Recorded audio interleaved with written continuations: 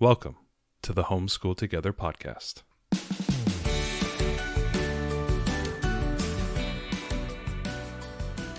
Where one working mom and a stay-at-home dad help you navigate the nuts and bolts of the growing and dynamic world of homeschooling. With a focus on early learners, like me. All the ins and outs of building and maintaining your homeschool life. Homeschool. Find out tips and tricks to make things like this easier. I'm reading. And ultimately, enjoy educating your kids. And what's that last thing? Have fun together. Did I do good, Daddy? Yeah, you did, sweetie. Good job. Welcome to the second episode of Homeschool Together. Today we're going to be trying to tackle the very wide range of terminology that new parents, new homeschoolers may run into when they first start into the homeschooling community. But before we start, before we get into it, I just want to make sure that everybody goes out there, follows us on Instagram at Homeschool Together Podcast, and also joins our Facebook group at Homeschool Together Podcast. We want to make sure we connect with people. We want to hear your feedback. We want to bring in that discussion. We want to connect other parents to help answer questions. So feel free to follow us on Instagram, join our Facebook group. Yeah, we would love to learn from you as well. Yeah, definitely. It's definitely a give and take. I really want to make sure that people who are listening to this and who are following us online on social media understand that this is more of a community. This isn't us dictating to you, from on high. We want to make sure that this is a community driven thing, and there's a lot of communication back and forth because right. we're as open to feedback and discussion as anybody else. Yeah, we're young homeschoolers, so we are just avid to learn anything that we can. Mm-hmm. So in any type of community that is as decentralized as homeschooling, where there are so many different silos that have come up over the last 30 to 40, 50 years that have emerged, and even emerging even more as we speak. Like every year it gets even... There's something new. There's always something new. So that's kind of one of those big things that when you have this decentralized community, that a lot of terminology will emerge organically within each one of those silos, and it can be very confusing because all of a sudden you'll know these words, but I don't know what these words mean. Right. I mean, that's what I see a lot. I'm part of a lot of homeschool support groups online, and the first help, I'm trying to find a curriculum, or I'm not sure what will work best for my child.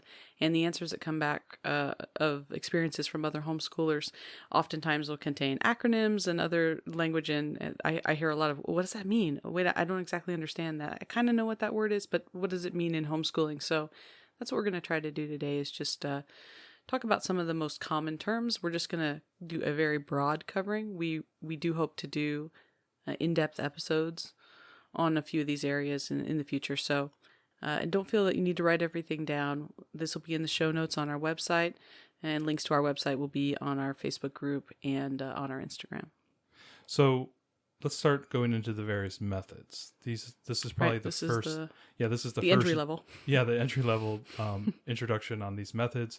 This is the first thing that you'll see when you walk into the homeschooling world. Right. Is you need to know, what color of the rainbow are you? Are you a Charlotte Mason homeschooler, or an eclectic homeschooler, or a Montessori homeschooler? Right. So there's a lot of terms. So I think we'll just start at the ground floor. So classical. Yeah, the often referred to as traditional homeschooling methods. Classical. I don't know if it's the oldest, but it relies on classics of literature and classic literature. Not necessarily that you're, as we were joking, dumping Homer on your 4-year-old, but you are picking great works of literature, and you are using that to help, drive your education. Mm-hmm. There's some common terms that you may hear, such as the Trivium and the Quadrivium, and they have their own definitions and own methods. So the Trivium is kind of a combination of logic, grammar, and rhetoric, and using those methods of learning to drive your classical education, your homeschooling method, and there's tying in a lot of classic works and whatnot. So it can feel a little, you may see books that you never read before that are very famous, and then you will see those pulled into those curriculums. So Right. for some people, that's not maybe where they want to start or where they want to go. But if you are into the classical education, that is the first place that Right. one of the first ones you may see. Right. And another type of education that's traditional, or we'd call it school at home, is going to be just what your child would do in the classroom, but at home, essentially, right? So it's going to be textbooks and workbooks, usually adherence to a more rigid daily schedule. So you're basically just recreating that classroom experience in your home, which works great for some children. Well, in the times of COVID, this may be analogous to your teachers on a Zoom call. They're giving homework that the kid needs to do at home. Is this something that they would be experiencing? Like if you're trying to draw an analogy to it. Yeah, I'm not sure. I think it's really, it's hard with Zoom, right? Because the teacher's not really there. Okay. Whereas if you're doing So this at school home, at home is still you are the teacher. you are the role of the teacher, Fantastic. and you're there hands on, looking at a textbook and helping your child with a workbook. So I think it's a little bit different than Zoom. I think it's more hands on, right? It's better than an online version. So, and then another method they may hear is Charlotte Mason.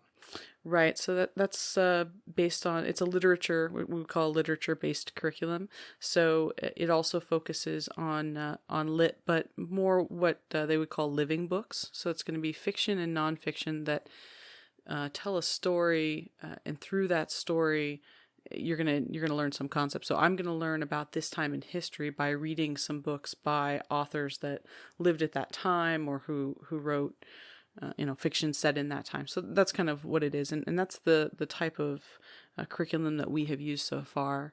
In addition, Charlotte Mason uses dictation and copy work. So practicing your handwriting and your spelling through copy work of passages from these living books. Interesting. So, Okay. yeah. The next one would be Montessori. I think we were all very familiar with Montessori, and just by hearing the name, it's very common preschool. Right, a lot of preschools. Which tends to be learner-driven, a lot of hands-on activities. Right, the teacher is more the guide. And they so our daughter, our oldest, she attends a preschool that is Montessori about 2 days So a week. it's lots of hands-on work. There's lots of child-sized tools and things. They put a lot of emphasis on doing things independently.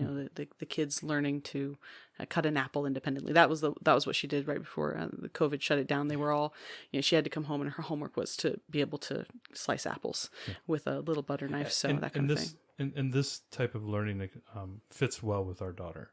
She is a very independent little 4.5-year-old, and she loves to learn to do things on her own, and then wants to run off and do that. So we felt that, even though we're a homeschooling family, taking advantage of the preschool Montessori, we thought was a nice pairing together. We still do homeschooling, but we wanted to pair this together. So it also it also works really well with elementary or pre-K kids, because it is so kinesthetic and they're so hands-on. And I know Montessori is becoming super popular. Even here locally in Western Washington, I know of a public school now that's Montessori based.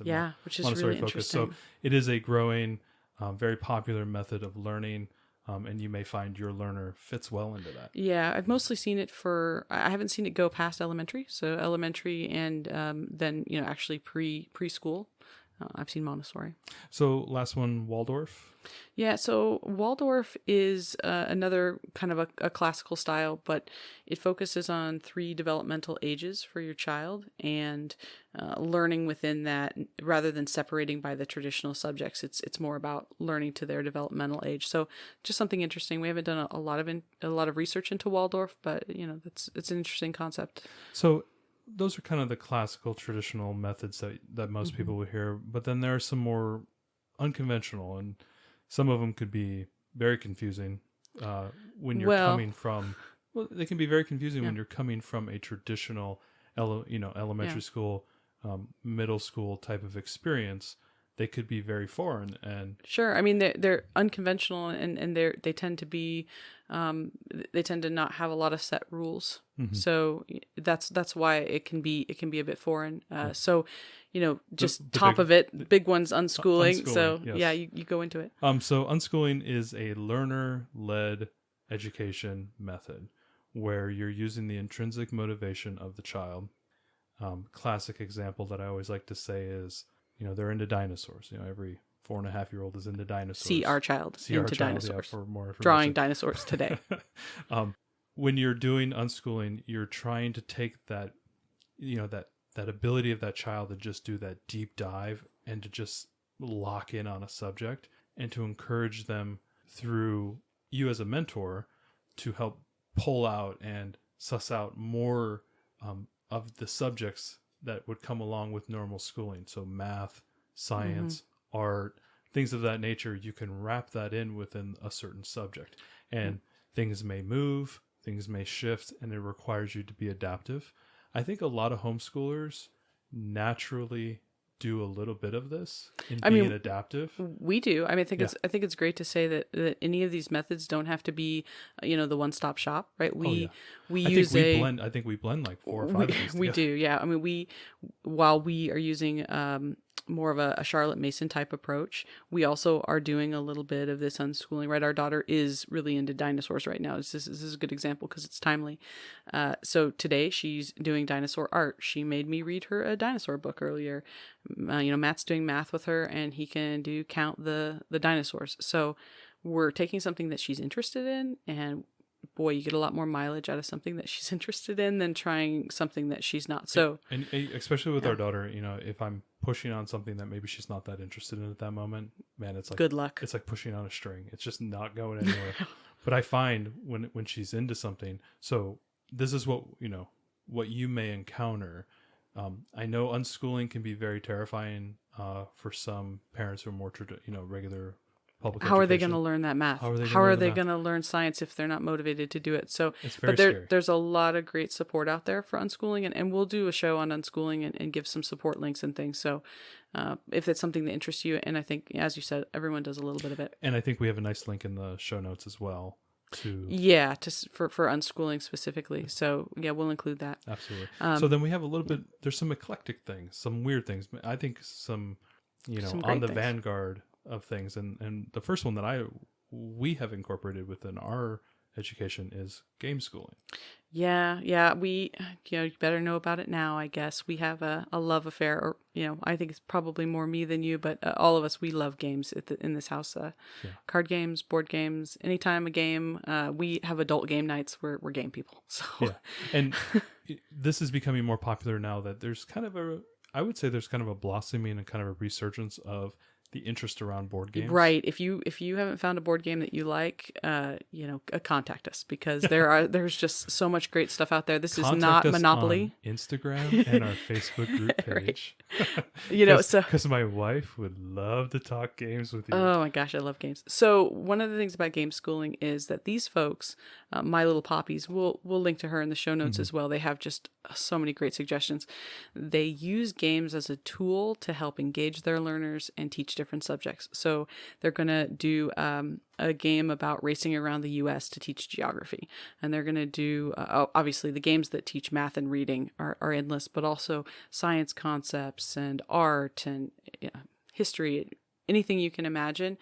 Almost you can either be taught supplemented with a game. So it's pretty amazing. It may be shocking, but when you have a kid that's learning her numbers, Uno is a fantastic game to start playing. Yeah. That's something we've discovered here in the last, say, 2 to 3 weeks. Our oldest is starting to play Uno with us, and it's been very helpful. Right. It's just helping her to get the recognition of those numbers. Go fish with just a pack of bicycle cards. She just loves playing games. She loves looking at games. She comes by it honestly. Yeah, and we'll probably have a full episode on Gameschooling. Oh, we will. There'll be a full episode on Gameschooling. We don't want to get too much into the weeds there, but how about unit studies? This is something that we do as well. Right. So this is going to be where you take one idea. So I'll use our daughter as an example. So we've done princess unit studies. She's a little princess, and she loves everything. I don't know where she gets it. Yeah, not from us. But I'm the stay-at-home dad. It is not coming from me. But she loves Disney princesses. It's just she loves it. So what I've done is I take that subject and we add in a whole bunch of different different areas underneath that one area of interest. So, Just walk through the Aladdin example. Right. Okay. So we did. She wanted to do Princess Jasmine. So we learned a little bit about the Middle East for geography. We watched some videos about Middle Eastern culture. We made some, our white person poor attempt at Middle Eastern food at home. She did Jasmine art where she was drawing. He put it in with math. It was part of counting out, Abu's apples, different things. So what we tried to do is take something that she's really into and then build a whole study around it. And some folks use this, we use it as a supplement, but some folks use it as their primary method of school all year round. They do, deep dives into different units, studies, and it's really great. And for her, the exciting reward at the end is, she gets to see Will Smith. The movie. Yeah, it was dance around as a genie. It was difficult, but it was difficult. We're children of the 90s, so we'd really rather 90s, go back to the Robin Williams version, but let's not talk about that. I know, that's not. Okay, Lapbooking. And maybe Lapbooking's Lapbooking and notebooking together. Well, so we were talking about this before the podcast. Lapbooking is really interesting because you're going to take file folders and, kind of stitch them together and then, paste or draw or add information. You kind of, when you're done, you've created a display almost that you can flip through this really rich book where your child can document their learning. So really, really neat. And then notebooking would be, our daughter has a nature notebook, but you could have them fill out a notebook all about whatever it is that they're learning. They could have a history notebook and a science notebook and a math notebook, and everything is done there. So just a couple of other methods. And these could even be supplements to some other curriculum that you're doing. So if you hear these terms, not these are even the kind just of supplements. methods. I mean, they could be part of that curriculum. Sure. You may see like the notebooking as part of the Blossom and Root. Right. We're doing Blossom and Root Early Years Volume 2 right now, and nature notebooking is a big part of it, and our daughter seems to really enjoy it. One thing I think we probably missed was Socratic. We were talking about Socratic method, and we did Torchlight Pre-K, and we will be doing Torchlight K. Yeah, I really liked Torchlight. I liked it for its structure. As a stay-at-home dad, opening up the book and being able to choose this thing, but they incorporated the Socratic method. Right.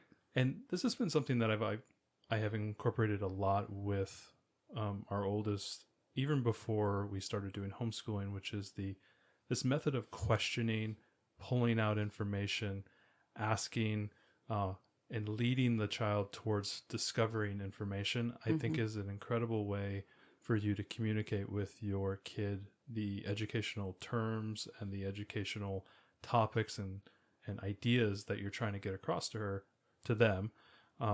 Also, what was really helpful is the language skills, being able to ask a question and for them to give you an answer back. At 2.5 years old, that answer is going to be very broken.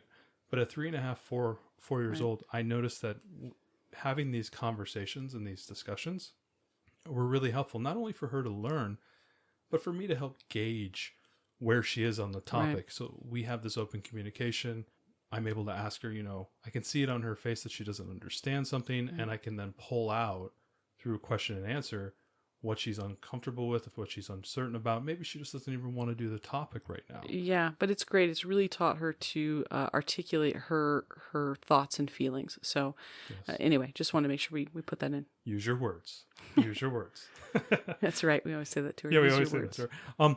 So we've talked about a bunch of methods, but even within those methods, there are an enormous amount of terms that you'll see crop up within those methods. 4 different curriculum. Yeah. So when you're out there investigating all these different methods and you're trying to figure out which one you're going to do, and don't panic on which one you're doing.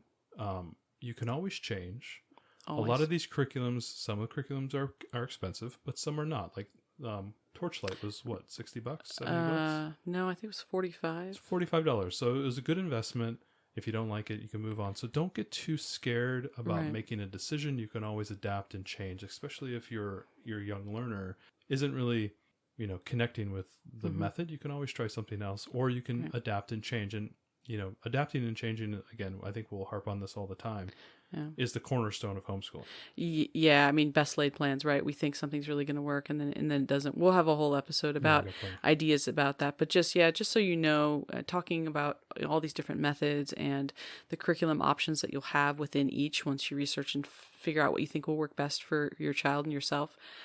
You can do these anywhere from free to, several $100s. So there's a range, but I think there's something right to fit every budget. So no worries on that end. So I promised you short podcast, and this went a little long.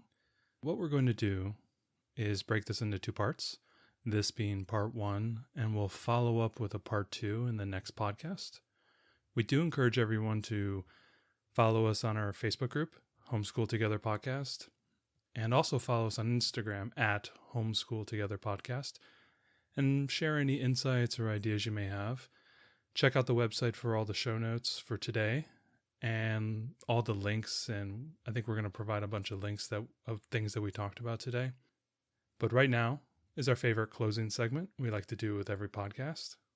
Right, so we'll be really quick with what we're all about this week, our favorite thing. We just wanted to give a shout out about the StoryTime podcast. StoryTime podcast. Our 4.5-year-old is all about it. It's great. There's a new story released. I think it's every 2 weeks. She is just loving listening to audio stories. They actually say in the info on each episode what age range it's good for, so that you can make sure you choose something that's your kiddo's gonna understand and get something out of. So she has just been loving that. She's also been asking Google to play her stories. We have a Google Home. We actually have 2 of them now. Right. One upstairs, one downstairs. And I think just showing her the Storytime podcast got her interested in the fact that there are audio stories available to me to listen to. Mommy and Daddy read me a lot of stories, but sometimes I want to listen to my own. Well, and they do great voices. And they have voices great. And there's sounds and everything. And so she goes up to the Google Home and she says, "Hey Google, play me a story." We need to make sure our Google didn't just pick that up. But it will go out there and pick out a story that's age appropriate typically. And she gets to listen to it. She'll sit there just transfixed listening to the story. There's voices and audio and sound effects and all this great things. She gets a pillow, gets a blanket, and she just curls up. 4.5-year-old listening to an audio story, which has gotten me interested in other audio stories. So I've went out on YouTube a couple times. I found other audio books, famous novels, famous short stories, and I've begun to play her those just for fun to see if she's interested. And then I can test.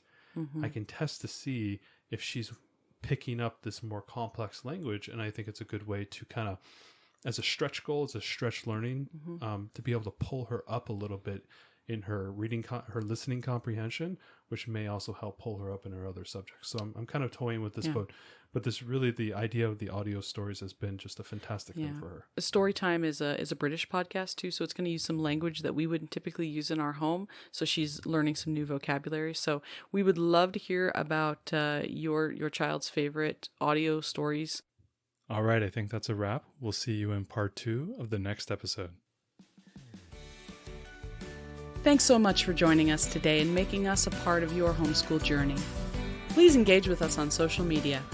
Join our Homeschool Together podcast group on Facebook and find us at Homeschool Together Podcast on Instagram. We'd love to hear your feedback, questions, and recommendations. Until next time, Happy homeschooling!